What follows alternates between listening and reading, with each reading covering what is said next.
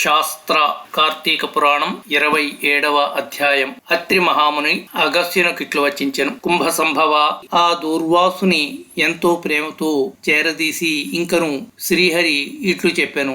ఓ దూర్వాసముని, నీవు అంబరీషుని తెప్పించిన విధముగా ఆ 10 జన్మలు నాకు సంతోషకరమైనవే. నేను అవతారములెత్తుట కష్టము కాదు. నీవు తపశ్శాలివి. నీ మాటలకు విలువ ఇవ్వవలెను. కానా అందులకు నేను అంగీకరించి తిని. బ్రాహ్మణుల మాట అసత్యములైనచో వారికి గౌరవం ఉండదు. ఇటు భక్తులను కాపాడుట, అటు బ్రాహ్మణుల మాట తప్పకుండుట నా కర్తవ్యము. నీవు అంబరీషుని ఎంట భుజింపక వచ్చినందునకు అతడు చింతాక్రాంతుడై బ్రాహ్మణ పరివృతుడై ప్రాయోపవేశమునచ్చ ఎంచినాడు.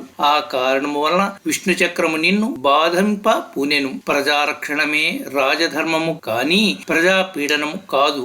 ఒక బ్రాహ్మణుడు దుష్టుడైనచో వానిని జ్ఞానులకు బ్రాహ్మణులచే శిక్షింపవలెను. ఒక విప్రుడు పాపి అయినా మరొక విప్రుడే దండింపవలెను. ధనుర్బాణములు ధరించిన ముష్కరుడై యుద్ధమునకు వచ్చిన బ్రాహ్మణుని తప్ప మరెవరిని ఎప్పుడూ దండింపకూడదు. బ్రాహ్మణ యువకుని దండించుట కంటే పాతకము లేదు. విప్రుని హింసించువాడును హింసింప చేయువాడును బ్రాహ్మణ హంతకులని న్యాయశాస్త్రములు ఘోషించుచున్నవి. బ్రాహ్మణుని సిగబట్టి లాగినవాడును కాలితో తన్నినవాడును విప్ర ద్రవ్యమును హరించువాడును బ్రాహ్మణుని గ్రామము నుండి తరిమినవాడును విప్ర పరిత్యాగమనరించిన వాడును బ్రహ్మహంతకులే అగుదురు. కాన ఓ దుర్వాస మహర్షి, అంబరీషుడు నీ గురించి తపశ్శాలియు ప్రోత్తముడును అగు దూర్వాసుడు నా మూలమున ప్రాణ సంకటమును పొందియున్నాడు.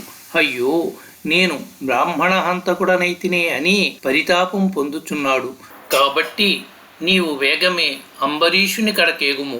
అందువలన మీ ఉభయులకు శాంతి లభించును అని విష్ణువు దూర్వాసునకు నచ్చచెప్పి అంబరీషుని వద్దకు పంపెను. 27వ అధ్యాయం సంపూర్ణం.